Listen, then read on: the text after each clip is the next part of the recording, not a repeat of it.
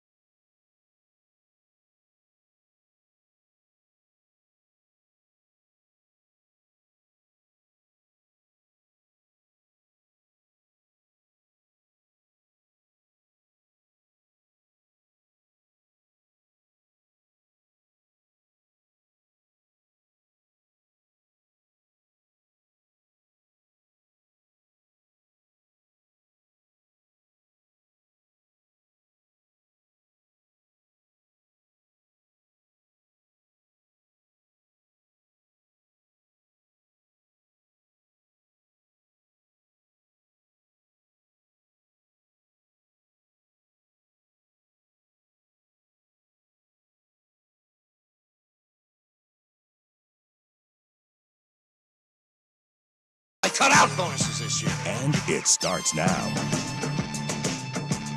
What is up? It's happy hour bonus hour. That means we get 0 time to transition. I'm so used to that 1 hour. The Ducks out of Eugene.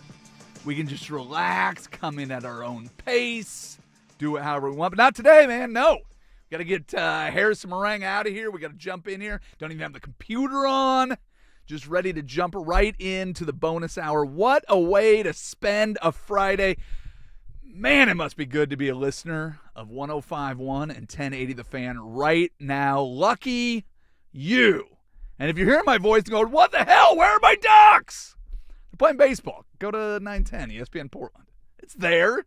If you really love the Ducks, it means you don't just love their football team. You love their baseball team. You love their women's basketball team playing tonight. You love their men's basketball team, even though they're absolutely terrible. You love acrobatics and tumbling. I listen to Duck Insider.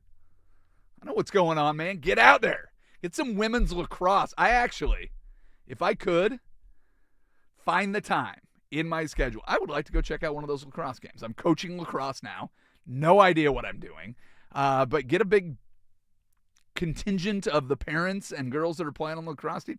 I'd like to make it down there. The problem is, I looked at their schedule. They don't play anybody up here. It'd be great if, like, UP or Portland State had a team, or they'd come up to Providence Park and play. That I could get into. I got to see it. It'd be fun to see some Ducks lacrosse. So I actually had a buddy who played for Ducks lacrosse not last season, but a few years ago. Yeah.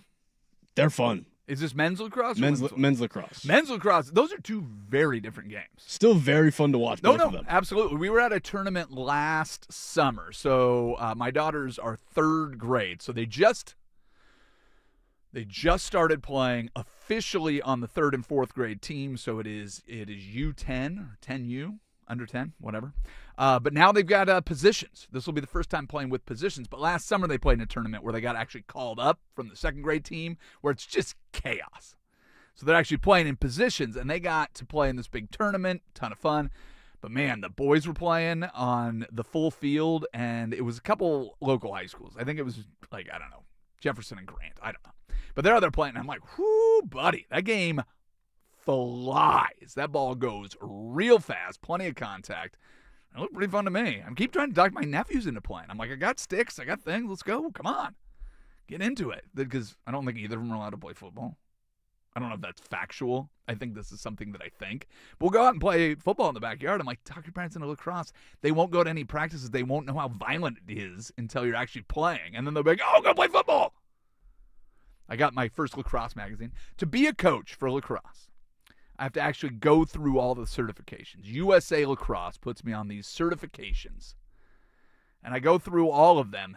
Now, I'm a registered silver certified coach, whatever. Part of that certification, I get the monthly lacrosse magazine. Let's go. I'm flipping through it. Keep you up with the newsletter? I'm reading through it. One of the quotes in there from Wayne Gretzky. He said, I had to quit playing lacrosse. It was too violent and too demanding. So he stuck with ice hockey. It seemed to work out pretty well for him. Yeah, good choice, Wayne. But I'm telling you, if you've watched hockey, you know how tough that sport is. He was like, no, I'm gonna go the easy way and play ice hockey. Lacrosse, too competitive, too dangerous, too risky. Got to preserve my beauty and my pristine. Do you know who used to play a high-level lacrosse? Bill Belichick. Method Man. Oh, how about that? Yep. I cannot remember. And I'm not a huge hip hop fan, but I do not recall any Wu-Tang songs about lacrosse. Am I? I don't think you're wrong. Okay. But yeah, All right, they brought it up in the. They did a whole Hulu show called Wu-Tang: The American Saga, and did a bunch of throwback episodes where Method Man's character was playing high school lacrosse. And that was based on real life. Yep. So you said Method Man's character. So it was a kid. So it's a kid who was gotcha. a Method Man. So yeah. All right. it's a whole thing. Okay. Is it like the Pharrell Williams where his entire bio is Lego? No. Okay. Did you watch that? No, I haven't. Is it good? It's okay. It's funny how we tell these stories. When you do a documentary on somebody that has obviously made it, and then you can go back and you can cherry pick and tell the story however you want. History is always written from the perspective of, well, now that I've won, let's go back and look at how difficult everything was. There are a lot of pretty fortunate things that happen in anybody's life to get to the pinnacle.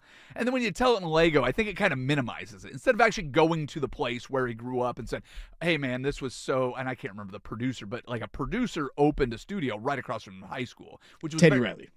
Sure. And it was a very unlikely place to open a music studio. And then him and his buddies, the Neptunes, ended up going over there on a daily basis. And we're like, hey, can we get in? Can we get in? Can we get in? And then they eventually do. And then, so it's just, there's fortunate things that happen. But it'd be cool to actually see the place and know it's all built out of Lego. So you're kind of like, eh. So it was fine. But it was a funny way to do it. Snoop comes out as a character, and so they got the extra blocks on him because he's tall, and you're laughing about the Lego things as much as you are, and I kind of rather see Snoop just talk about this. I don't want to see him talk about the Olympics anymore. You would rather have the biopic version Did you the go Lego. biopic? Biopic. Well, Thank you. Yeah, it's a biography picture. Biopic, not again, biopic. then why wouldn't you enunciate the O when you... In ography, you enunciate the because what's the abbreviation for biography? Bio. There you go. So come on. I just want you to be better. That's all. I'm just trying to help you be better. I appreciate it. I have a question for you. It is March 6th today? Yes, sir. Have you caught any March Madness? Have you have the fever? No, but I know that I'm voting for Duke. Well, you can do that. Well, when was the last time Duke won it? Because they didn't win it with Cooper Flagg and Con Knippel, who are going to be like 1 and 2 in Rookie of the Year voting. So if they can't win it now, or then, what makes you think they're going to win it now? Boozer? You had a Boozer in there and all of a sudden you got it? Did 2015 was the last one where they beat Wisconsin 68-63. Okay. Oh, that was a good game. But yeah, so it's been a while.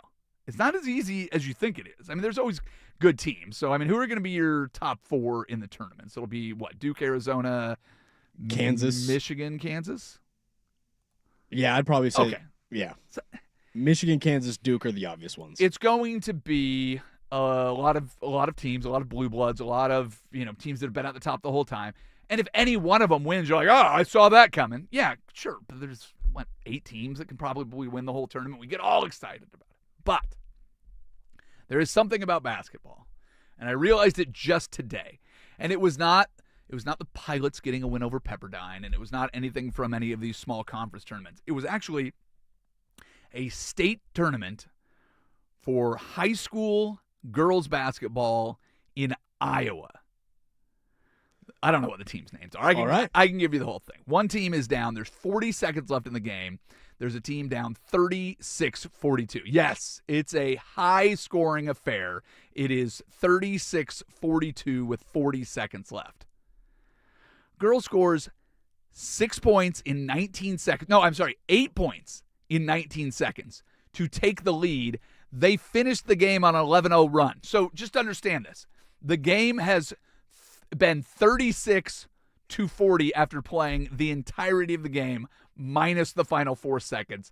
The team goes on an 11-0 run, but in 19 seconds, she scores a bucket, steals an inbound, scores another one, steals another inbound, scores, gets a 3-point play, scores again, and they finish on an 11-0 run. And instead of losing in what should have been an obvious loss. Are you watching this? I just watched it. The girl who inbounds the ball. Oh, yeah. Wow. I mean, it's high school basketball. You're going to make mistakes, but it's basketball affords you these moments. And, of course, anytime you think of, scoring, you think of Reggie Miller scoring, 9 in 4 seconds or whatever it was when, he steals and then goes out to the 3, makes another, whatever. Basketball just affords these moments. You have something that is relatively unique in the ability to make a full court shot, a half court shot, steal and a layup, these lobs and tips, and all of these things can go wrong. But on the other side of it, you have the ability to be that girl that's inbounding the ball. I think the same girl inbounds in all of them. I watched it a couple times. Yeah, so the first basket is an out-of-bounds play. Yeah, they're running it. They're on offense. They run the inbound play from the baseline. Mm-hmm. Then they score the bucket, so the opposing team, who has now still a 4-point lead, takes it out on the same baseline. Immediately turns it over. And just tosses it right in. I think it's the same girl that scored the bucket. Yep. So then she scores another one. Same girl takes it to inbound it again. The girl steals it again, and then I think she gets fouled on that one, goes to the free throw line. But it is just a sequence that basketball so much has. You can be an individual hero, right? You can make that shot. But then you get things like this where you can be the GOAT, where you can be that girl inbound in the pass who, the girl that had 8 points in 19 seconds is awesome. The other girl had 2 turnovers and probably a foul in that 4 moment. seconds. Which is just in a span of devastating. touching the ball. But you can twice. be Chris Webber and call the timeout that you don't have. You can be J.R. Smith and not know what the actual score of the game is. So basketball does give you this.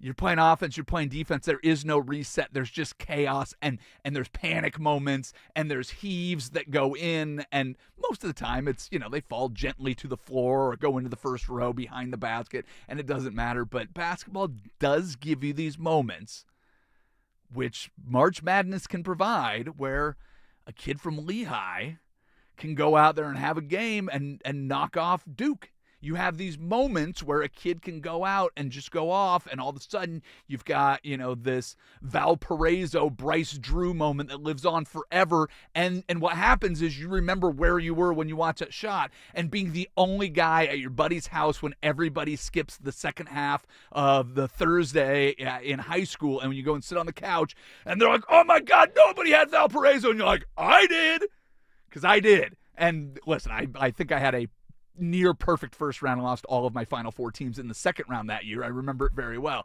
But I had Valparaiso. I didn't know who Bryce Drew was. But when that shot goes up, it does give you those moments. And I know I dump on college basketball a ton. I dump on college sports a ton. They're kind of a mess. But when you break it down to just a moment, here I am today watching high school basketball from Iowa in the girls' state tournament going, oh, you got to be kidding me. And the only reason I'm watching it is because I know something ridiculous happens, and I still watch it, and I still get excited. March Madness is a real thing. I know that the rest of the college basketball season is pretty lackluster. It's pretty terrible. I told you the other day I tried to watch a little bit of Arizona, Iowa State. Man, there's a lot of terrible possessions. There's a lot of bad shots. There's a lot of offensive rebounds, which should turn into shots but turn into another miss, which means there's more opportunity for offensive rebounds. Those are the ones that really bug me. It's tough. It's tough. But there will be enough moments. There will be enough chances for the small guy to beat the big guy. There will be enough moments where the big guys need a miraculous comeback to beat the little guys. And the tournament's going to be a ton of fun. So when we get around to it, not next week, but the week after, March 19th and 20th, you should probably join us at A&A because it's fun to share those moments with other sports fans, be there, play hooky, skip school. Well, don't skip school, I guess. Well, I guess if you're in college, you can skip school. Skip work, come on out to A&A and hang out with us for our Fan Madness. It's about as much fun. So I've officially caught my first little injection of March Madness. Not quite a right fever, but you're running a little hot. just a little warm. A little warm. I have not been vaccinated against it. We are anti-vaxxers when it comes to fan fever and March Madness, and I'm gonna give it every opportunity to take me over. I don't know if it's gotten me to the point where I'm like, I gotta fill out a bracket, because the one thing that I appreciate about my sports fandom and the journey that I've been on over all these years is when somebody tells me, well, if you put some money on it, it makes the game more interesting. I can find interest in the game without that. If I just decide that this is what I'm going to watch and it provides an entertaining back and forth and a good game, like I get updates on my phone going, hey, there's a close finish update on XYZ NBA game.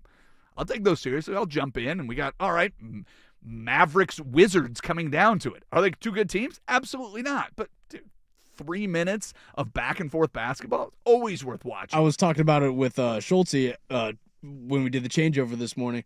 Again, I'll watch a Phillies Marlins game in February. Yes, yeah. I'm just a sicko. Bring it on. Give me all the sports I can get. Yeah. Well, and the beautiful thing about it is we have these, devices, we have these array of channels where everything is broadcast. I mean, the big trouble with the NBA is going back to the Bill Russell years. There's not even tape of a lot of those. You couldn't go back and rewatch those games if you wanted to. None of them were on TV. I think that's one of the documentaries that I watched.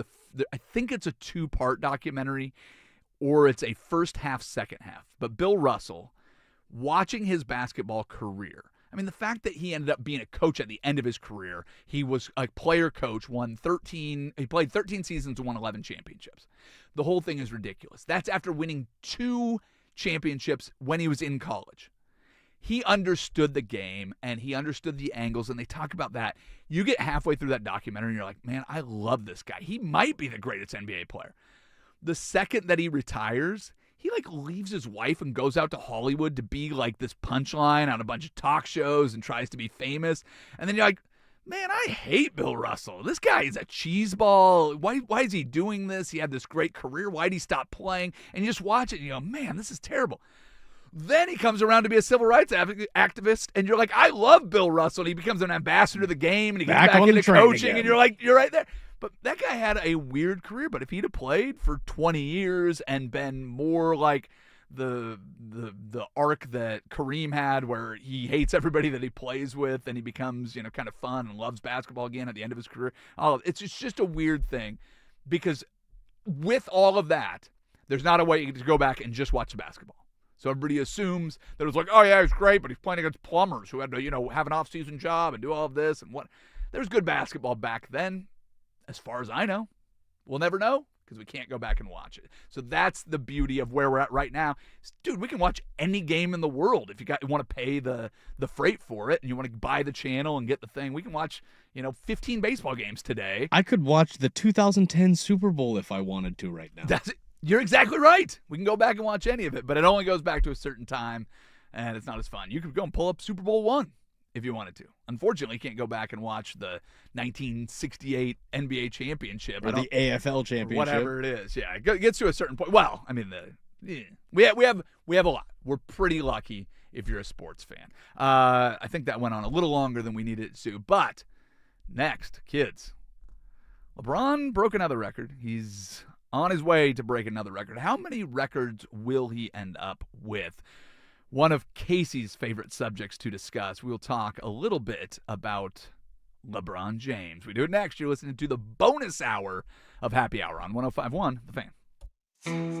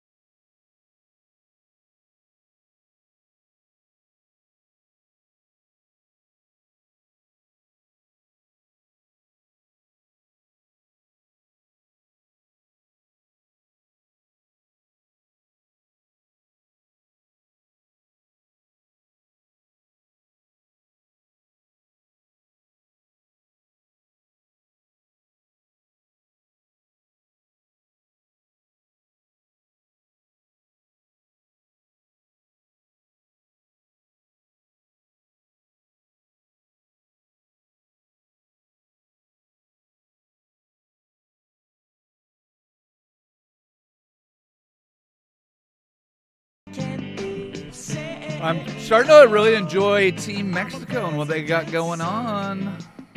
World Baseball Classic. We'll talk about that probably in the bonus hour before we get on to anything else. But we need to talk a little LeBron James because I know how much you love LeBron. I don't know if we talked about this, but LeBron James just broke Kareem Abdul-Jabbar's record for the all-time NBA leader in career field goals in a loss to the Nuggets. So this is one of those things, the longer you play, you just keep tacking up records. But it's funny if you think about, the way the game is played now. When did he break the record for scoring? That was, 2-3 years ago, it feels like now? Maybe it wasn't that long ago, but when you realize how many more three-pointers LeBron shot than Kareem, and just how different the scoring is today. But he just passed a field goal. This month, we should see LeBron pass Robert Parrish for the most regular season games ever played. Another one that he just passed the most missed field goals in NBA history. LeBron passed. Do you know who he passed with that? Who missed the most shots in NBA history? It was not Kareem, I will tell you that. It was not Robert I'm Parrish. guessing it was a guard. So it was. Yeah. Yep. Jordan? It was not Jordan. More recent than Michael Jordan. For guards? It's Kobe. Wow. Yeah, Kobe missed 14,481 shots in his career. LeBron is now closer to 15,500 and counting. But yeah, it was Kobe was number 2 on that. LeBron leads in all-time turnovers. He also has 17,000 points in losses. How about that? Does that surprise you? What is he at? Close to, was it 43,000 career points? Ooh, that's a good question. Maybe you need to pull up his numbers because I'm just looking at just the actual statistics here. I did a fairly 43,127. Yeah, so I mean it's less than half of his points are in games that he lost. So he's won a lot of basketball games. I don't think there's any question about that. I did a quick internet search to see if I could find other ones. This is not an official stat. There is a full 69-second reel of LeBron James just airballing free throws. I didn't count how many there were.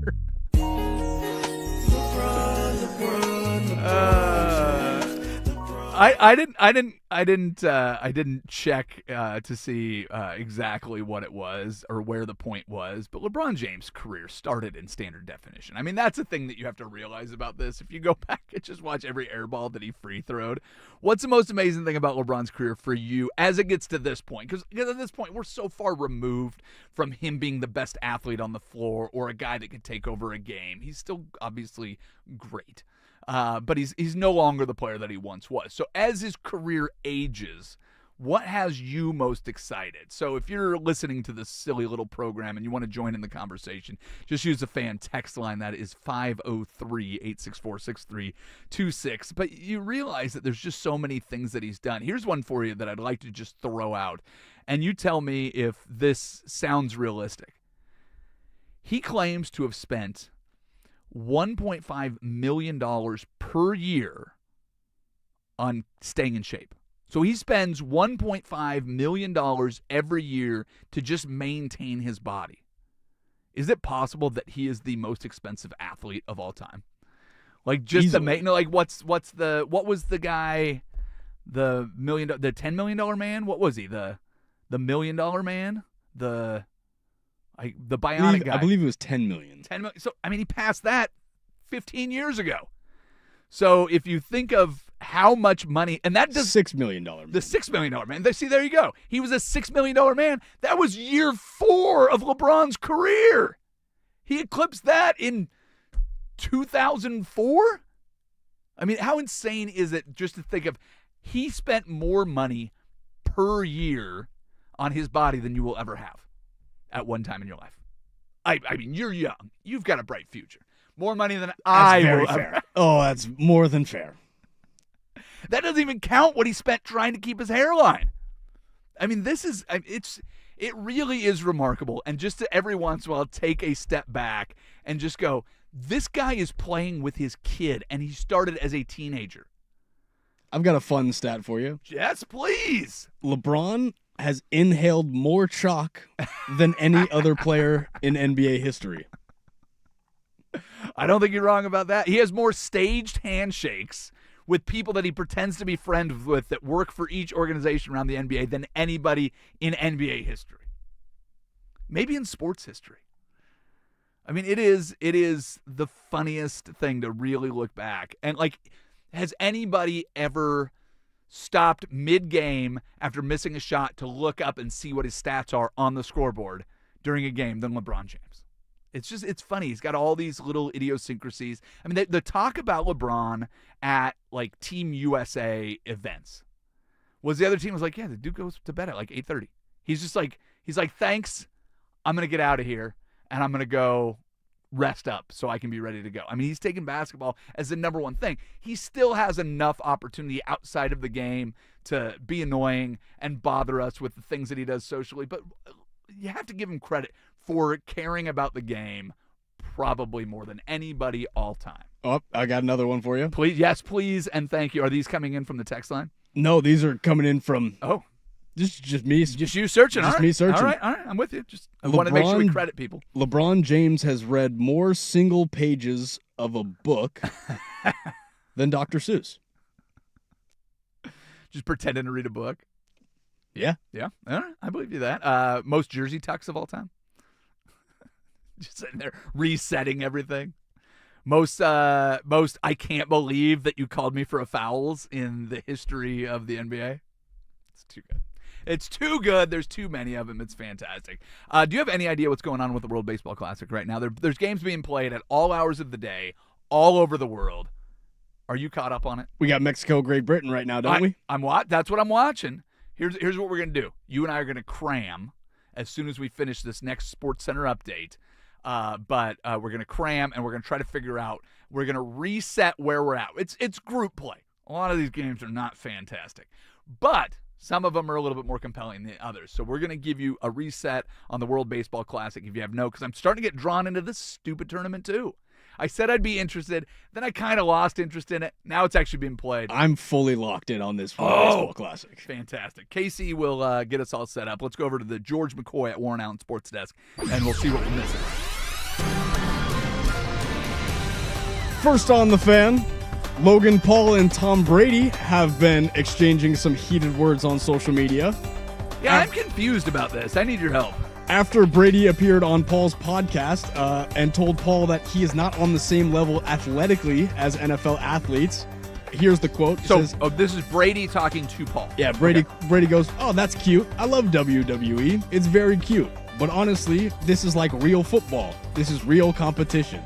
Now, Brady and Gronkowski have both taken to social media, calling Jake Paul a bitch. Well, Logan Paul. This is not. Sorry, Logan Paul. I just want to make sure. Okay, so this was a couple weeks ago that he had this because I think we had talked about this a little bit. And then this morning, Gronkowski and Tom Brady appeared in a social media video, calling Paul a bitch and taunting him, telling him to come play with the big boys. Thoughts? Well, here's the other thing: is Logan Paul has said that he could, in a boxing match, beat any active NFL player, and he's turned down Le'Veon Bell because he doesn't have enough drawing power. So Logan Paul is offering $1 million to any active NFL player to fight him in the ring.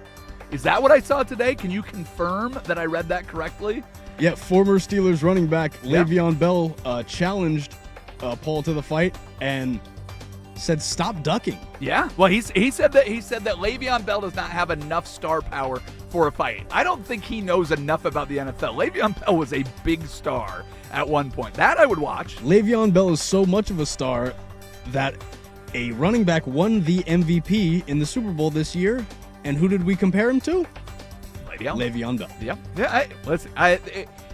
He's going to continue ducking, but I love that there is enough juice out here that a fight might happen. Do you think we ever see an Oklahoma drill with Logan Paul in it? I don't know. I mean, these guys are media whores. Like, that's what they do, right? They seek attention wherever they can get it. If it can make them money, I bet you they're willing to do it. I just don't know how that creates any revenue. The reason that they're using the boxing matches is because it makes them millions and millions of dollars.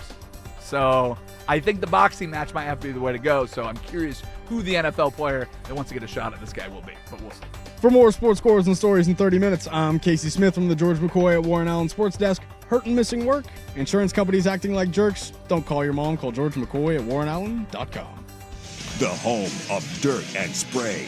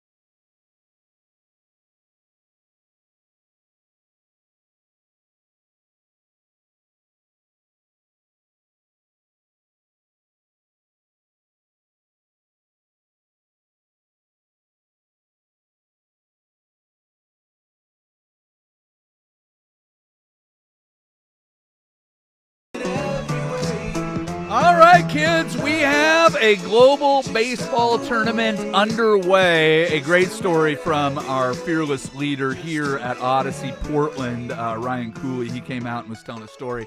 His son set an alarm so he could get up early and watch Shohei Ohtani take on Chinese Taipei. He was going to get down there and watch some baseball before he went off to school. He's a little travel ball player, and he's a stud. And he's like, yeah, I love it. Shohei's the man. Let's see it. Alarm goes off. He wakes up early to watch the last couple innings. And, oh, the mercy rule is in effect.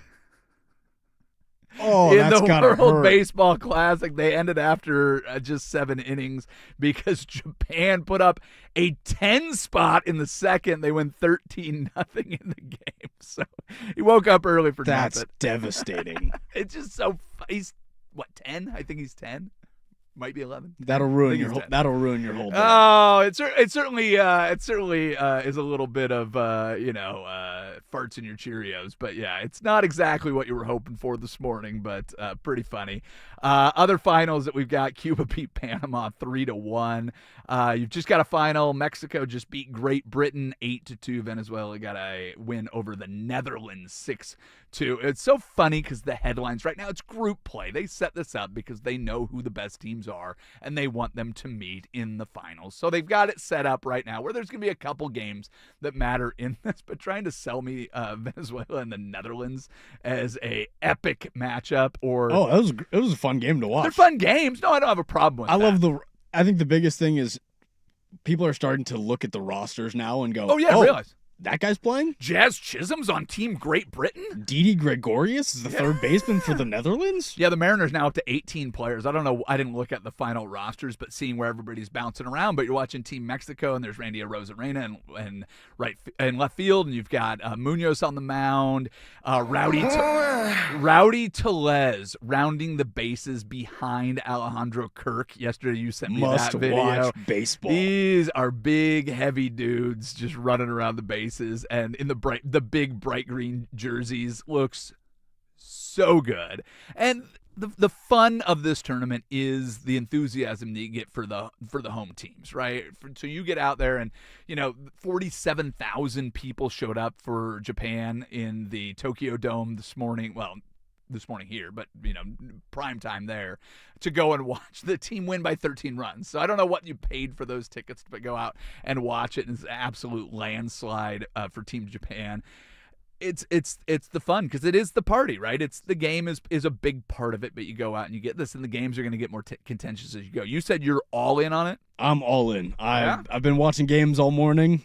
I'm very much all in. What's your vibe on it? Who are the teams to watch for? Is there any surprises? Australia's got a really set of good bats. Yeah. I think they're all very motivated behind Travis Bazzana and a few other And corner Bazzana players. had a home run today? Yesterday. Or yesterday, yeah. But I think they won 3-0 against I'll pull up the scores Czechia from today. yesterday. Or, Yeah, sorry, 5-1 against Czechia last so the night. funny thing is Czechia is on the scoreboard twice for yesterday because they're playing on the other side of the world. So they played a 2 a.m. and a 7 p.m. game our time yesterday. So they lost to Korea 11-4, and they lost to Australia 5-1. So, yes, it was today, there, yesterday when they played the game this morning. Wait, is that right? Did I get that right? It sounded right. Yeah. Okay. So, anyways, they're being played. These games are being played on. It was funny because before anybody else played, Czechia played 2 games. Who's on the Czechian team? I have no idea. Couldn't tell you. I have absolutely no idea, but it is officially underway. The rest of the games that you're going to get today: Puerto Rico, Colombia should be a fun one. The United States is playing Brazil. Nicaragua has the Dominican Republic, and Chinese Taipei and Czechia will face off. That game at 7 p.m. U.S. is going to play at 5 p.m. That's on Fox today. So get the first look at that team. And I mean, it's an all-star team. Logan Webb on the bump for the U.S. He's going to throw twice, did he say? Is that what I saw? I believe that's Because we what know he that said. Tarek Skubal's only going to start 1 game in the tournament, but I think Webb said he's going to throw twice. And I think Skubal is projected to throw against Great Britain. Okay. As it stands right now. Okay. I mean, it's weird. I mean, the good and the bad of this is the best pitchers in the world going out, and I understand the desire to save your arm, and you're playing for a $30 million contract that was won in arbitration, and you do not have a long-term deal with your team. So getting back and playing with the Tigers, who have invested a lot in their pitching staff this year and were a game away from going to the ALCS last year, you can see why you want to have some loyalty to your home club. Plus, there's a whole ton of arms that you have for the U.S. team and going out there. I get all that. And I understand how that deflates people somewhat going into this tournament.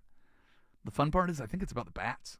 Shohei Ohtani's not pitching in this tournament. He's saving his arm, and he's going to go and try to be a starter for the Dodgers this year as far as I know. He said he would have pitched if Mike Trout was in it because they obviously played together with the Angels, and you can go out and make it fun. So these little rivalries that you're potentially having all over the place where guys are playing against teammates on their major league teams, that to me adds a little bit more drama to it. But playing for your country and going out and doing that is great. But let's get some high-scoring games. If you're not going to throw out the best pitchers, 4 times in this tournament because it's the end-all be-all, it's not the World Series. This is a relatively new tournament. It is not what you get paid to do. It is for some national pride. The reason that I think it's going to be exciting, at least from a U.S. standpoint, just won gold in both hockey tournaments in the Olympics. In 2028, baseball will be in the Olympics. In 2028, the Olympics will be in L.A. I think that adds a little bit of juice to this, at least for the Stars and Stripes squad. I think that'll make a big difference for how the team is perceived by opponents. Well, I just think it makes a difference in the care. I mean, we heard Aaron Judge's big speech. I mean, obviously he is motivated. You can hear the enthusiasm in voice. We played that a couple days ago. Whoo, he's hot, ready to go. But I think there's something about a gold medal. An Olympic gold medal is one of those things that baseball players don't grow up dreaming of. But it's hard to watch it without getting caught up in the hype. It's hard to sit there and go, oh, man, how cool would it be to have an Olympic moment? And I realize that the World Series is number one on there, and having that final at-bat to win a World Series game or be the hero, being bottom of the carried ninth, off the 2 field outs. and do that. But it's a relatively new dream. But, man, if you could win a gold medal in that same fashion and then you get that little piece of hardware that you hang up and have forever, I mean, that is pretty wild. And then, according to the stories that we saw yesterday, you get to date the hottest girl in the country that you beat. I mean, let's go, Jack Hughes. Pretty good deal. Which country do you want to beat now, fellas? I mean, let's be honest. I mean, you watch the Miss Universe pageant. I mean, hey, you should win against whoever the biggest, hottest pop star is in that country. Which country do you want to beat? Them all. Yeah. The whole roster just collects. All right, give us your women. How much for the women? No, what is that? Blues Brothers? All right. It's time to move on. What were we going to talk about in this next segment? I mean, we're getting a lot closer to free agency in the NFL. Should we do that? Where do we want to go next? You know what? We'll find out. A little potluck in the final segment of the bonus hour of Happy Hour on 105.1 and the Fan Sports Network. It's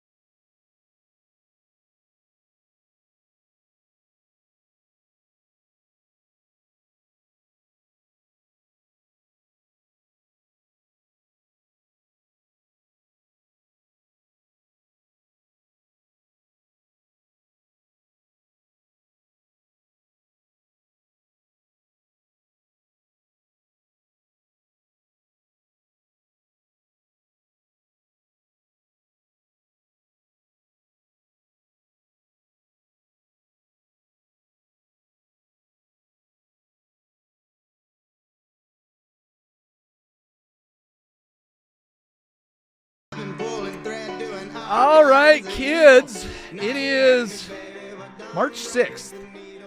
We are a long way from the NFL season starting. We're a pretty good chunk of time away from the NFL draft. We've got a couple days until we actually have free agency open in the NFL, but there's already been a shift in Super Bowl odds, so you can place your bets early. You know this. But you have a new favorite, so the impetus behind the change is a guy named Trent McDuffie. He's been traded from the Chiefs over to the Rams, and now your Rams have moved into the top spot for the lowest odds to win the Super Bowl. They are plus 750. Seahawks are plus 900, your returning champions. The last year, the Super Bowl, the reason that I think that this is interesting is last year you had the two teams with the absolute longest odds combined in Super Bowl history meet for the final game. So what I really want to do is look at this. I don't know if you've pulled up the odds, young man. So I've got them next play to me. along with me. But the chances are you're not going to see some of those favorites in the game. I mean, a couple years ago, if you look at it, playing for championship games, you had the Chiefs and Eagles playing for the Super Bowl 2 years ago. They're both 14-1. That makes sense. But some of your top seeds and some of your AFC, NFC champions are way down the board on this. The Commanders were riding high off of the rookie season of Jaden Daniels, and then they have a letdown year. They're 60-1 right now. They have a draft, they have free agency, they have a quarterback, and they have options to go out there. They have the same odds right now as the Vikings, the Colts, and the Steelers. You put in the Commanders with a quarterback in the same spot with the Vikings, the Steelers, and the Colts. The Colts have a quarterback of the future, maybe, that they put a transition tag because he tore his Achilles. The Vikings have J.J. McCarthy right now and are deciding whether or not they should go after Geno Smith or Kyler Murray. And fired their GM at the start of the offseason. And the Steelers are waiting for Aaron Rodgers to make a decision on whether or not he wants to come back and play for his old coach, who had a very messy relationship with in Mike McCarthy. Will Howard is the future. Do you believe that? I 100% am all in on it. If Aaron Rodgers decides he wants to play, is he your starting quarterback next year? No. Really? You think that they'll move if Aaron Rodgers will go, all right, I'm ready to come back, and they're going to go, no thanks. Yeah. Okay. Because I think the price that Aaron Rodgers will ask for a 2-year deal will be absurd and put the Steelers in a position where they won't have a quarterback of the future anyways. I'm just going to trust Will Howard. All right. So have we seen Will Howard probably? Not yet. Okay, that's what I thought. So that's an optimistic Steelers fan, ladies and gentlemen. We have optimism in a guy wearing his Steelers jacket today. So I don't know. It's just a funny thing to look at. So take a look at your odds and tell me which ones throw you off the most. You have to love the Rams. They always have to be near the top of this because, Les Snead is going to go out and make whatever move that he can. I mean, that's a pretty bold move to go and get rid of so much draft capital to go and get an all-pro at the cornerback position when that feels like your weakness on the team. But the Rams have one Super Bowl in the Sean McVay era. They've been to 2, and they were a play away from losing that game, and Aaron Donald up the middle sack on Joe Burrow, who him and his Bengals sit down at 30-1. The fact that the Bengals sit higher than the Steelers Isn't that wild? makes me so angry. But I also see the Giants at plus 7,000. That's super surprising. Yeah. You have a coach who is been at the top of the division every single year he's coached, and they have a young quarterback, decent run game, and they have weapons on the outside. If I have this correct, I've got the Giants even with the Saints, Falcons, Panthers, and Titans. Yep. Yeah. That seems like a far, but new head coach. I mean, the Saints are one of those teams that was better at the end of last year, but they're going to run into the Falcons, the Panthers, and the Buccaneers. Where are the Buccaneers? Only reason why I say the Giants is because obviously new head coach, young roster, but that division is getting worse. Yeah. Well, the Buccaneers are 35-1. But, I mean, somebody to come out of the South and win that. But, yeah, you have the Saints, Falcons, Panthers all 100-1. The Titans are a tough one. So here's your top. Let's do the top of the odds. So Rams number 1, best odds. Seahawks, Bills, Ravens, who are bringing in a new coach, Eagles, Chiefs, Packers, Lions, Chargers. Then you get to the Patriots, who are just in the Super Bowl, and then the 49ers. I mean, that is – I would think the 49ers would be a little bit higher. I'm surprised the Patriots aren't a little bit higher. I'm surprised Detroit is as high as they were, considering they missed out on the playoffs. I would agree with that too. So it's a funny thing because we don't know what these teams are going to be made up into, who they're going to actually have on their rosters, and what they're going to do. But the ones that have changeover at the head coaching position, like, do we know if Jesse Minter is going to be a head coach? I mean, this is not who Vegas thinks is going to win the Super Bowl. This is who people think that you're going to bet on. I mean, you've got Lamar Jackson, who has never really won in the playoffs. You've got hasn't even won the division consistently. Well, sure, he hasn't played consistently at the end of the season because of injuries. So there's a lot of inconsistency problems there. Then you get a new head coach and you put them in. So if people are that high on the Ravens because finally John Harbaugh, all he did was be consistent and give your team a chance to make the playoffs every single season. He's gone, and now we've got a new guy that's a defensive head coach with an offense that can't quite figure it out when the biggest moments present themselves in front of him. That's the solution. All right. If you think that's what it is, the Chiefs trying to figure out how to build a roster around Patrick Mahomes, who is taking a little bit less money. The Eagles, who internally just feel like an absolute swirl storm. I know that they were in the Super Bowl just a couple years ago and beat the hell out of the Chiefs. But it's funny to look at it right now. The NFL does this to you. It just puts puts your imagination in kind of that spin cycle where you just look at it and go, could the Bengals figure out how to have a mediocre offensive line and a mediocre defense this year? Because that's enough to put them in the Super Bowl. With Joe Burrow, if you could keep them upright just a little bit and figure that out, you can talk yourself into it. You're a Steelers fan, so you can talk yourself out of it Toughest really well. division in football. Good luck, pal. It is not the toughest division in football, my friend. I would like to invite you out west and put you in the uniform of the Arizona Cardinals, and you tell me what it's like to go up against the Seahawks, the Niners, and the Rams. Has the Arizona Cardinals ever had a 10-win season? Arizona's Cardinals have been the last 5 years? In the last 5 years, they have not. Are you telling me that all of the teams, including the Browns? 4. I'll take that. Let's look at what they did last year. Shedeur Sanders. Not the Browns. The division. They lost 3 head coaches. They lost 3 head coaches. And the one that probably should be fired is Zach Taylor, who is still in there. So I will say at this current moment, hey, over time, you can give me an argument that that's the toughest I'm always going to division. fight you on it. Hey, you can try right now. 3 playoff teams and 2 NFC championship teams and the Super Bowl champion in the same division. The Cardinals are going to knock them down a little bit, but man, that is a murderer's row. Pretty tough. I'm just saying. All right. I'm just saying. Okay. If you're telling me that you're more worried, like if I gave you the Who are you more worried about? Cleveland in Week 16 with your season on the line, or the Arizona Cardinals? Yep, I'll give you that. There's one gimme in there. I'd rather play. I would probably rather play against the Cardinals. I will give you that. But I would rather play the Bengals, the Steelers, or the Ravens than the Seahawks or the 49ers or the Rams. I think that's going to be a broken offensive line. Which one is that? I think that's going to be a broken offensive line, whoever has to go up against those divisions. Yeah, listen, football, not easy. Predicting who's going to be good this year, also not easy. There's going to be teams in the second half of this list that will end up in the playoffs and making a run at a Lombardi trophy. We just have no idea who they are. And just looking at the names, like I said, it makes you kind of get a little bit of anticipation for the NFL, but that's why we talk about it so much. It's the best product out there in sports. It's the most intriguing, and they have figured out parity like no other. I cannot wait for it. Let's get into our regular format, our regular happy hour. We're going to do it next. You're listening to a bonus hour of happy hour on 105.1 and the Fan Sports Network. Finding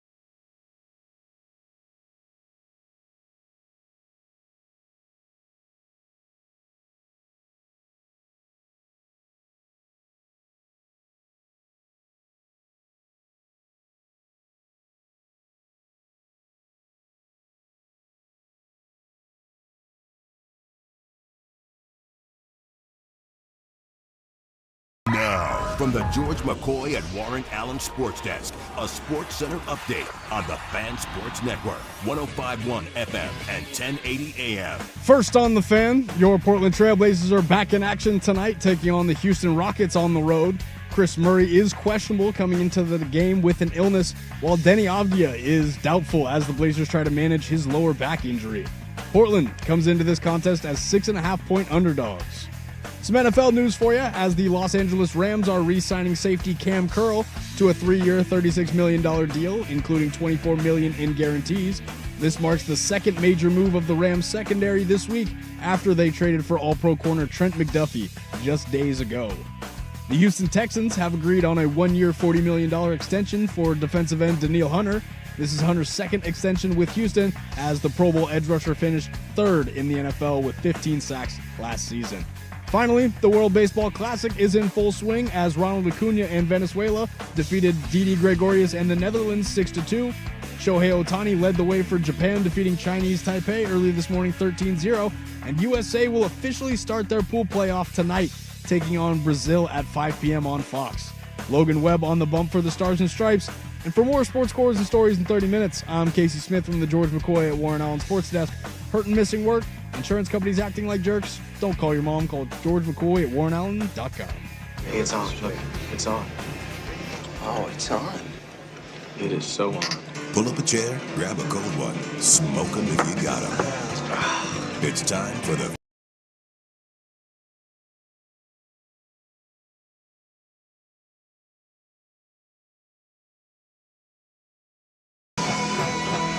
Hey, happy Friday, all you beautiful radio listeners. Thank you for joining our regularly scheduled happy hour. If you missed the bonus hour, you can go back and listen to the podcast. We got 2 hours today, and you're late. How dare you? But don't worry, if you're watching on the YouTube, here's a hand gesture just for you. If you are on the YouTube, please use the chat feature to connect with the show. If you're listening on the radio through 105.1 The Fan, 1080 AM. If you're listening online at 1051thefan.com, Odyssey.com, the Odyssey app. Or if you just asked your smart speaker to play me something that will get me in a good mood for the weekend, use the Fan text line, 503-2GO-FAN. That's 503-864-6326. Share your thoughts, ask questions, solicit advice, or answer me this, dear listeners. Have you ever been Wally pipped?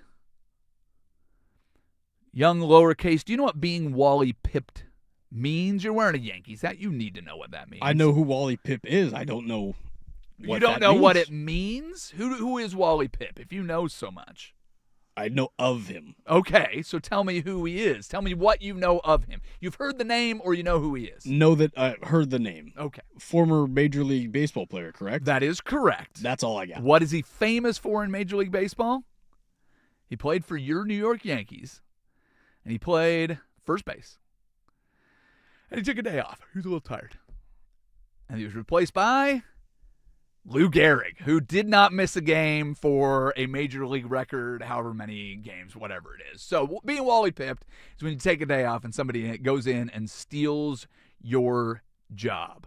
So I'm curious if anybody out there listening, if you have been or you have pulled the Lou Gehrig side of that, and you've gotten your opportunity, you've jumped in and taken it over.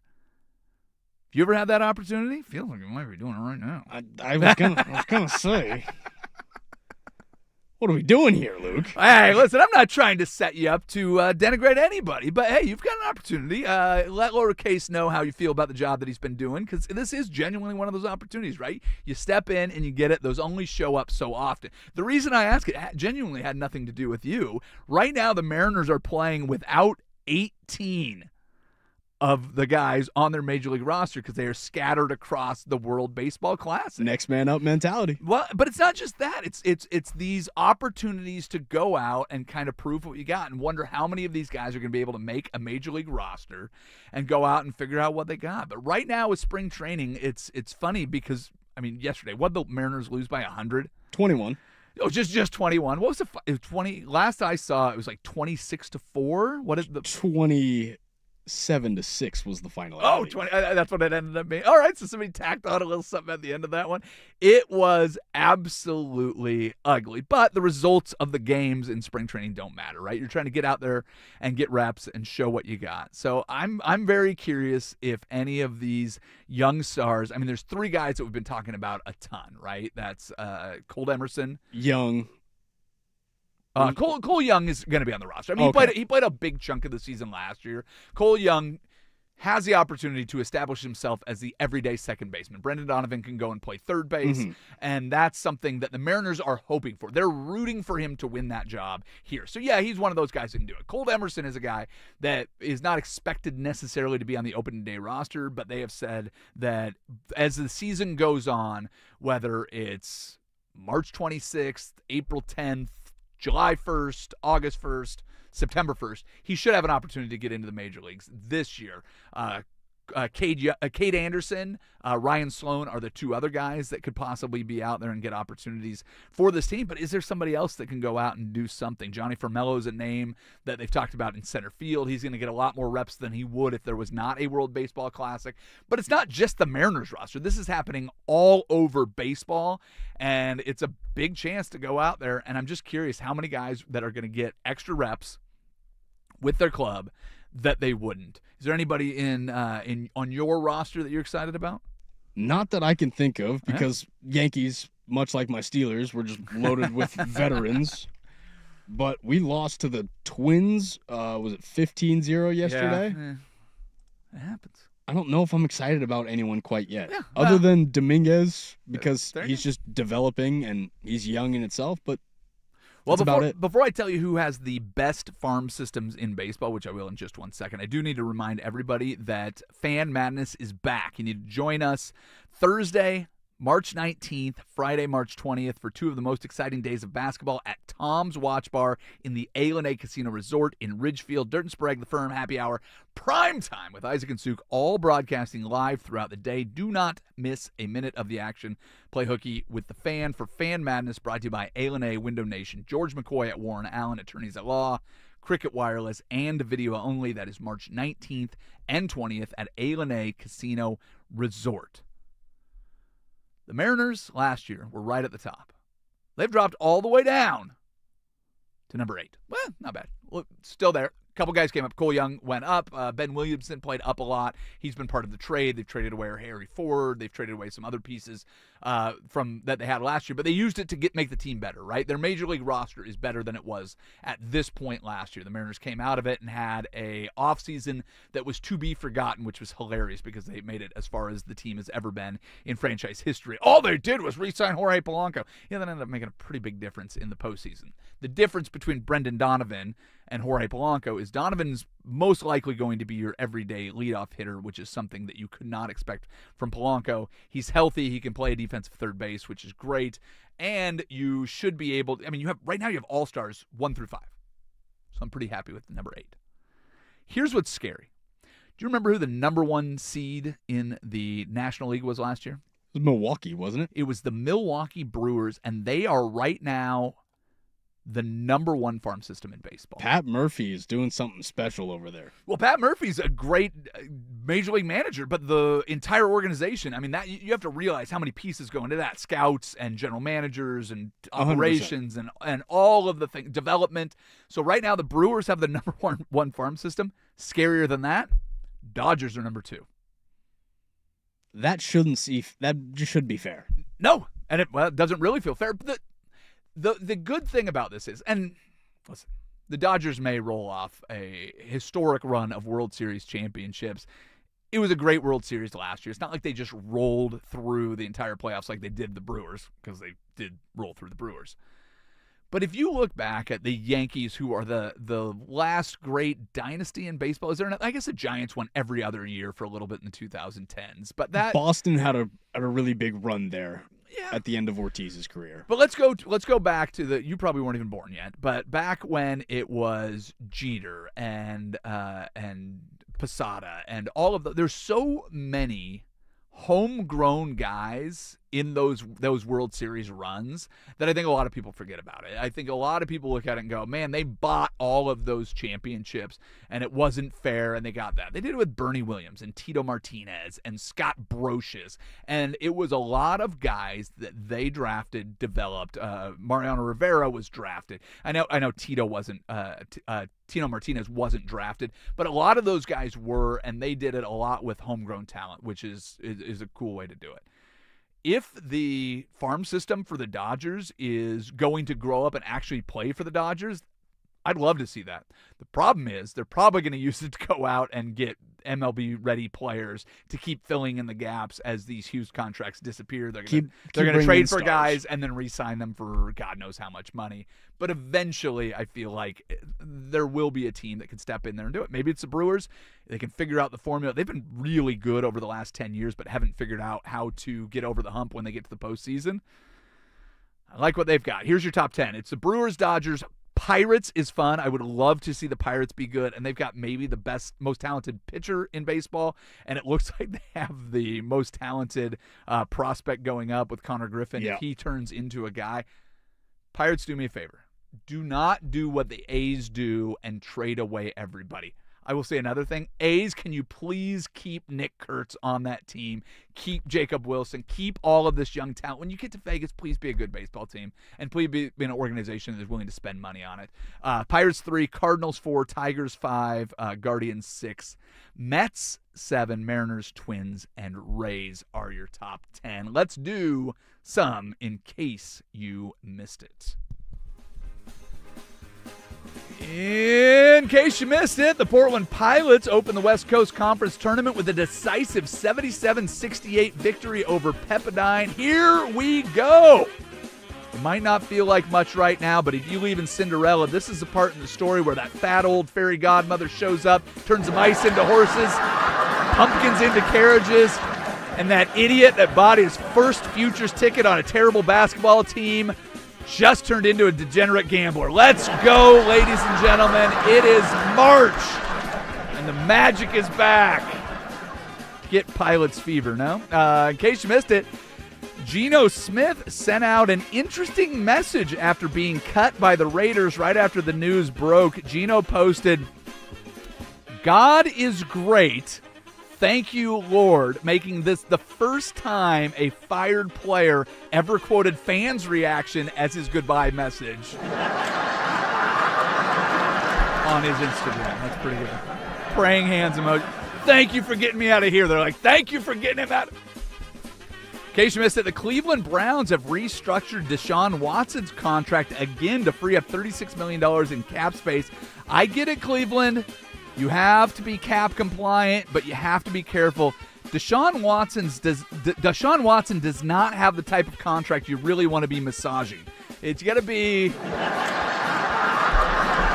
mean, the wordage, the dollars, you don't. His cap hit for 2026 was slated to be a league-high $80.7 million, and he's delivered an abysmal 33.1 QBR since joining the team. Congratulations, Browns. If anyone could make the Johnny Manziel years look like the good old days, it was you dopes. So congratulations. Yeah. Remember Tim Couch? That was great. Remember... we can do Josh McCown? We can do that all day. If we start there, the show will never end. We're already probably a little more overtime than I want to be. In case you missed it, Kyler Murray is reportedly interested in signing with the Indianapolis Colts. And to be honest, this is kind of a match made in heaven. He's the perfect Anthony Richardson, Daniel Jones hybrid. Athleticism for days and a chip on his shoulder with something to prove. The only problem is he's a perfect Anthony Richardson, Daniel Jones hybrid. He's a bonehead that will probably finish the season on the IR. It's exactly what the Colts want and exactly what they don't want at the same time. What a conundrum.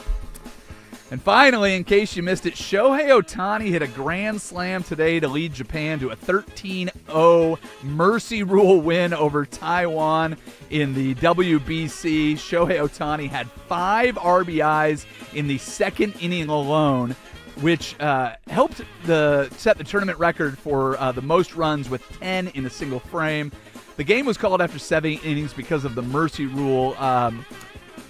think I can get my customized Anderson team Chinese Taipei jersey returned.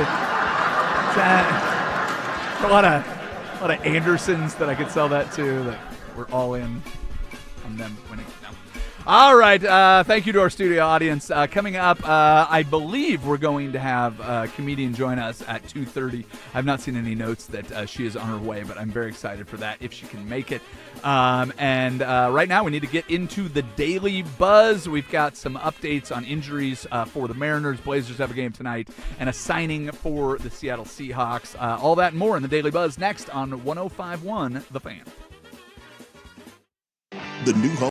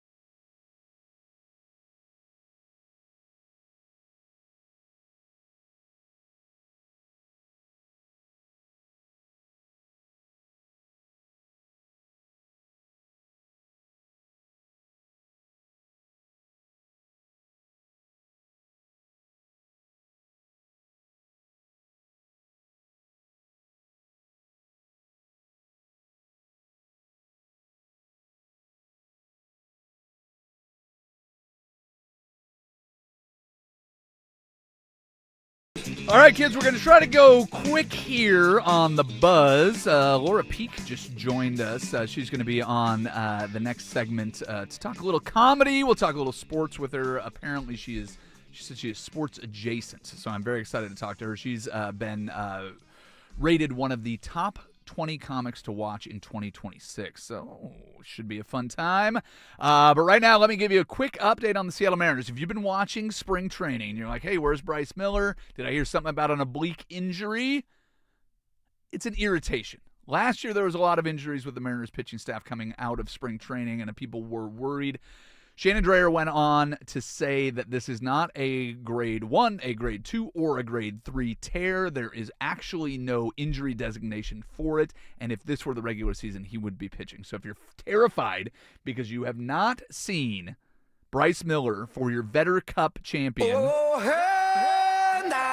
Seattle Mariners, do not worry. Everything should be fine. If there is time to panic, don't worry. Schultze has been on the airwaves the last couple days. He will let you know. Even if he's not, you'll probably hear him scream from the hillside. So I think we're safe for now. The Buzz. Your Portland Trail Blazers have a game. They're taking on the Houston Rockets, who fell 115-113 to the Warriors last night. So they've got a back-to-back. Your Portland Trail Blazers should have Denny Onvia they're playing. It's hard to say. Doubtful. Doubtful is what he is listed as going into the game. He's getting really close to that line. I believe where it's one game. He's one. If he misses one more game, I think it's one. Or he has to miss two. I think it's two. So if he misses two more games, Denny Onvia will not be eligible for any of the All-NBA teams. Because you have to play at least 65 games, and we are running out of runway for that. That lower back injury has been nagging all year. When he's out there, he's great. When he's not, the team definitely misses him. Let's move on. The Buzz. Your Seattle Seahawks have signed a 2-year deal with linebacker and surprise defensive stud Drake Thomas. $8 million deal for the linebacker. Drake Thomas kind of came out of nowhere. It was one of those guys that had to take some time because Tyrese Knight was out. They ended up splitting time the rest of the year on the way to winning the Super Bowl. So Drake Thomas had 96 tackles, 10 tackles for loss, 3.5 sacks, interception in 17 games in 2027. So hey, good little reward for a guy that stepped up and played big all year for your Super Bowl champions. The Buzz.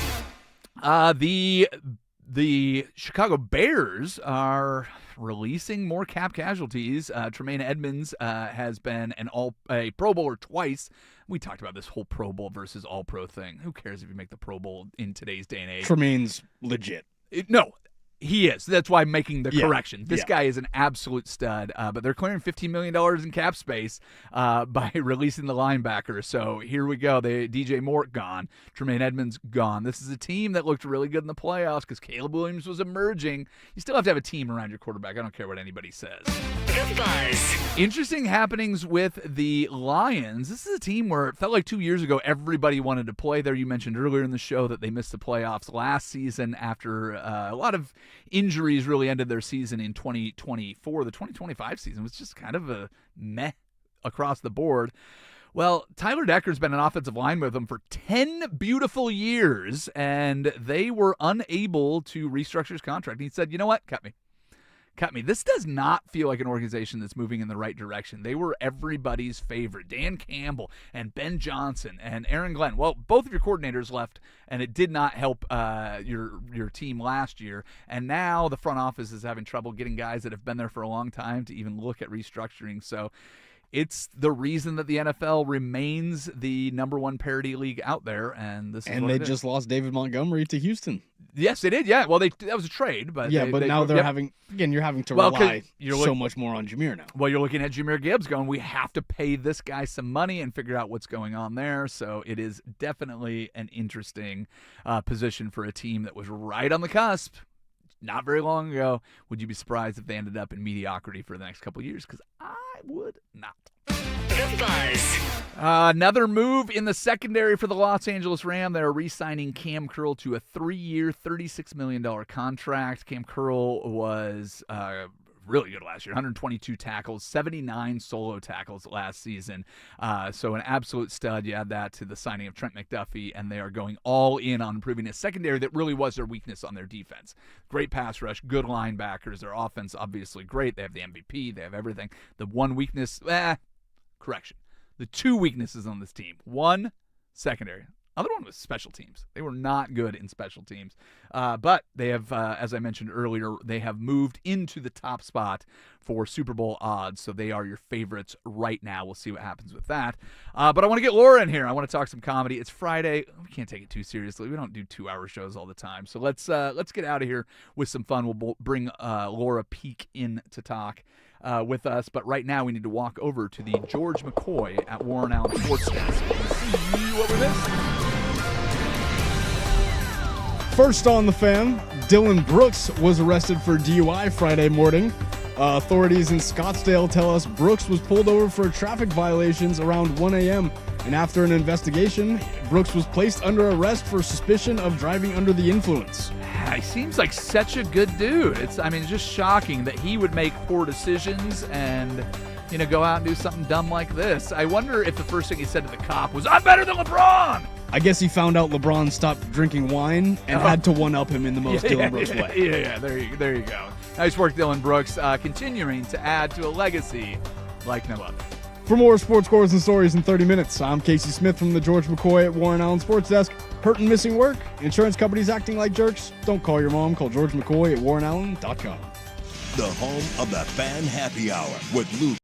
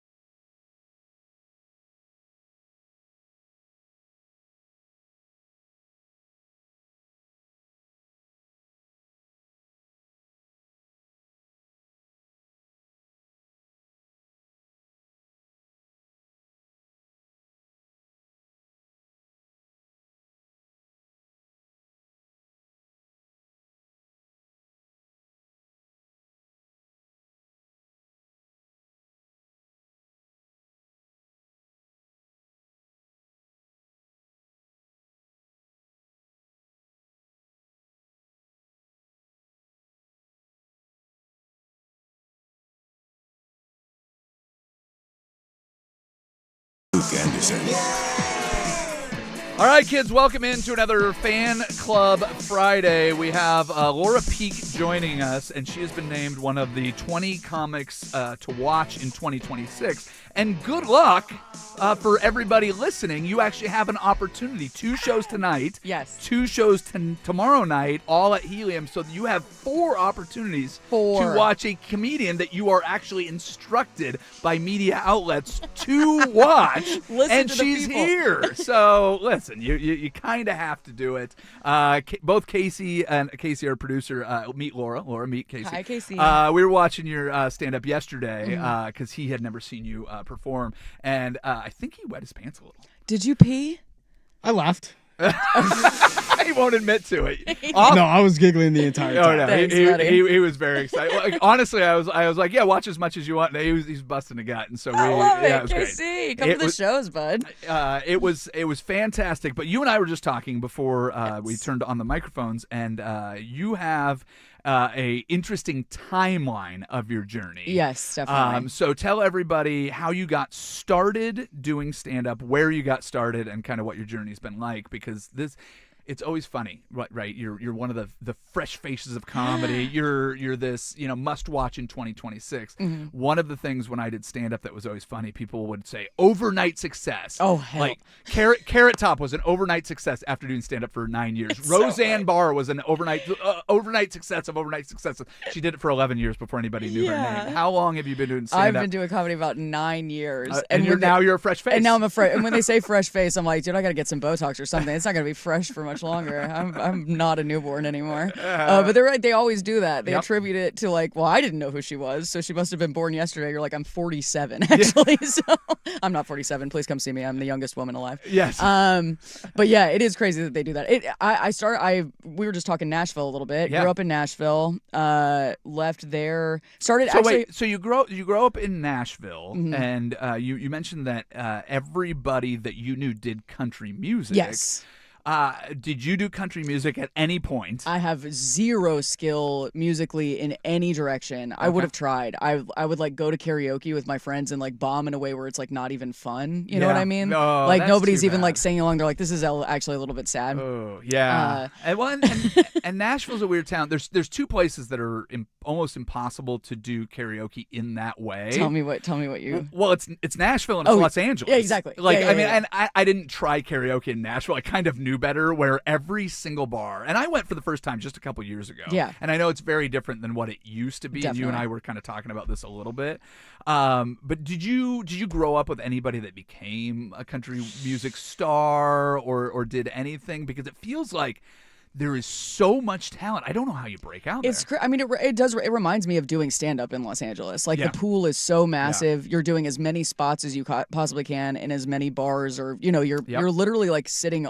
People are sitting under TVs trying to watch a game, and you're like telling jokes to them. Yeah. It's like so brutal. Well, when I was in LA, I always remember the, all right, so you'll go on about 10:15, you'll be after this guy, and then they come over to you and they're like, hey, somebody just showed up and he's like big time, so can we move you back to 10:30? Okay, can we move you back? Yes, Next dude. thing you know, you're going up at 4 o'clock in the morning. You're and drunk it's- as hell. Oh, yeah, it's like you, and you're like, man, this guy's not laughing at anything I say, and you just realize you're looking at the reflection of yourself off the mirror behind the bar. This and guy it's- looks sad. Yeah, No, yeah. he Well, looks they're- so depressed. That's the only guy I'm performing to, and it's just a bartender who left a while That's ago. so and true. you. It is true that in those early days, they're like, we have to bump you. Somebody big is here, Yeah, and it's just always. like their buddy Tim. It's not like Yeah. not like Chappelle's dropping in. It's like this is my guy. We get drunk together. He needs to go up in 5 minutes. The first show that I did in LA, so I had done I moved to Vegas, which was a terrible place to crazy. do stand up. Well, I had a friend that had a free place for me to stay. Sure. And I grew up here, and I was like, I'm gonna move to either LA or Las Vegas. And I told a couple like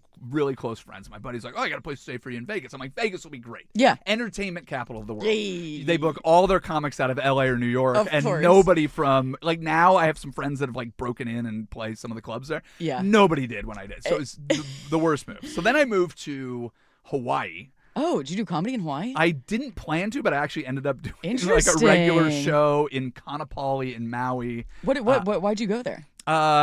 So when I moved, now you're interviewing me. Yeah. I love this. So when did you know you wanted to be a stand-up comedian? the joke that I told everybody when I moved to Vegas that didn't know me very well, they're like, "Oh, I heard you're moving to Vegas. What are you doing that for?" I just told everybody, I go, "I'm just looking for a nice girl to settle down with." Mm-hmm. And then I got to Vegas and I met my wife and we got married. Oh, that's fabulous. So I Okay. actually mistakenly did that. So then she grew up in Vegas. And then we had just gotten married, and we're like, "Well, this is a terrible place to be married." So certainly.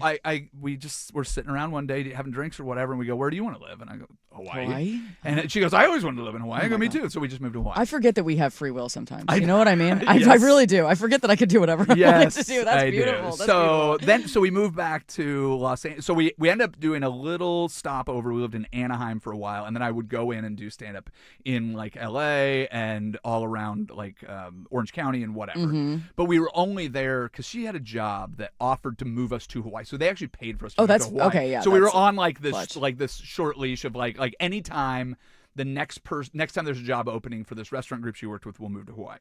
So we end up moving there after maybe 6 months.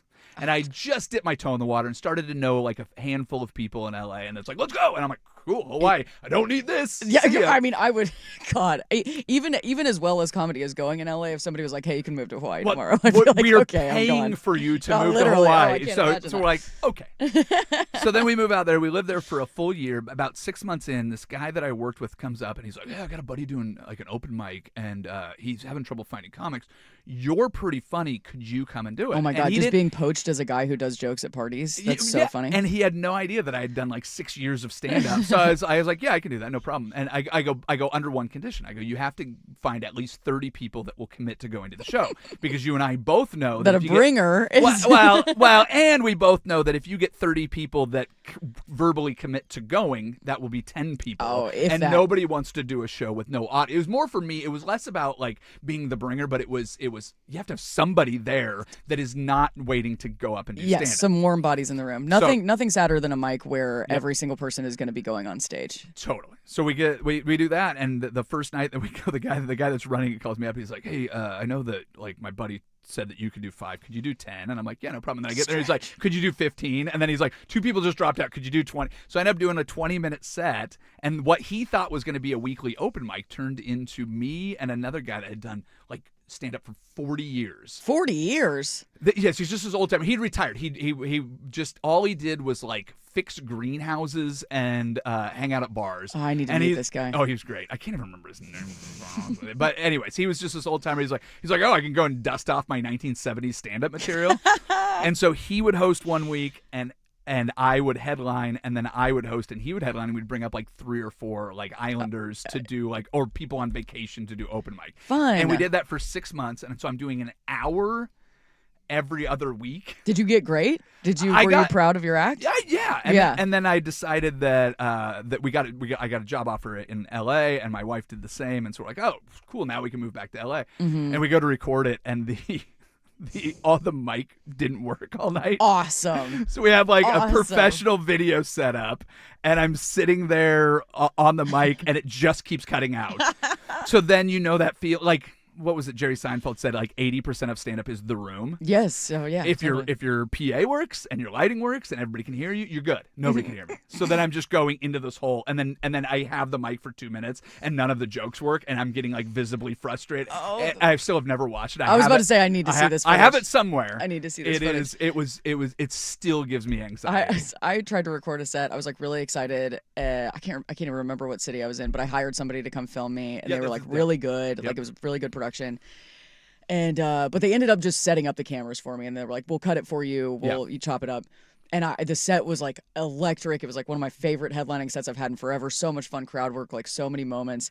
And then I looked at the footage, and there's probably the only unhappy person in the room, right in front, sitting directly in front of it. And every time I would say something, she would go, just shake her head really solemnly, like, "I hate her," kind of vibe. And I was like, do I just put this out? That's objectively so funny. Yeah. If you can like hear that I'm killing and the jokes are good, but it's just one lady who hates my guts. I love that. So I do 6 months of all this stand up. I write a ton of new material. I moved to LA, and I call up some buddies that I knew from when I was in Anaheim, a couple friends from Vegas that moved out there. I get this open mic, and it's supposed to be a good room. and it's a baton mic. So Pass the mic. pass the mic. So it's the comic before you gives you your intro for anybody that's listening and doesn't know. So I meet this guy, and he's supposed to be great. And he kills all over the place. It'll be great. This is your first show. And the woman that hosted was so nice. And she's like, I'll put you right in the middle. And I brought a bunch of people that I started working with. So I know the rules. Mm-hmm. So I get there, and the guy goes, well, what do you want for an intro? And I go, just Luke Anderson, first time doing stand-up in L.A. I'd written all this stuff about the difference between living in Maui and being back in LA. So this is an important setup. It was I was like, let's make it as easy as I can for you because you don't need it. Luke Anderson, first time in LA doing stand up, and so he goes up, and this guy, he does one of those sets where he's like, nothing's working, and he just goes, you know what? I was going to give you guys some of my good stuff at the end, but if you're not going to laugh at my new stuff, I'm not going to give you anything. Nothing funny. And then he gets in a shouting match with a guy, and he goes, fine, I'll give you one of my good bits. And he shouts it at them, which nobody laughs to. Just screaming your best joke at a guy who hates you. And so, I love it. yeah, and so he's... he finishes it up, and he's like, all right, next comic, good friend of mine. You can see him all over LA. We've done a ton of stuff together. Give it up for Jake Anderson. Like, super sweet. So then I go up there and I go, well, you got all of that wrong. So That's not my name. So now I have to reset it because, like, literally everything is about me not being in LA. So I go, you got everything wrong, including my name. So I am actually Luke Anderson, and this is actually my first time. And I just say that because that was the setup that I wanted. So then he starts yelling at me from the back of the room. Oh, this guy had lost his mind entirely. Oh, yeah. And so then I have a shouting match, and it ended. I wish I had it on video because I'm sure it was great, and like everybody I brought liked that more than they than they probably would have liked what I had written. Yeah. But I just literally had a shouting match, and I'm the one with the microphone, so it's basically like crowd work heckling against a guy against a guy that just bombed. And the problem was, this was like, hey, this is a guy that you should know. Yeah. There goes that. And so then I have this little, like, the other comics that were there, like, that was brutal. And I'm like, what am I supposed to do? And so the first 12 people that I performed with all hated me. Oh, there we go. You're off to the races in Los Angeles. Whatever, 4 or 5 years in LA, that's pretty much my experience there. And I did not stay long. But, it is rough. Yeah. I was talking to people. There are so many people I was talking to somebody about this last night who, like, starred in Los Angeles or, like, starred in a really big city. Oh, sure, yeah. And, like, I don't envy that at all. Yeah. I would not want to. I mean, and when I moved to LA, I was still at the level where I was miking and stuff, going to mics. Yeah. But, like, I would not want to be like, here's my brand new jokes, and there's some guy from the industry in the audience. Like, you need to do that in obscurity for at least 3 years because you're going to suck for a while. You're just not going to be good for a pretty long time. 100% true. I do want to talk more about you. I kind of took that over. But hey, it's my show, and it's got my name on it. I'm allowed to do it. You set me up. So here's what we're going to do, ladies and gentlemen. We do have to pay for this radio show somehow. So we'll take a quick break, but we will talk to Laura Peak instead of her talking to me, and we'll get into her story next. You're listening to Happy Hour on 105.1 The Fan. Do this.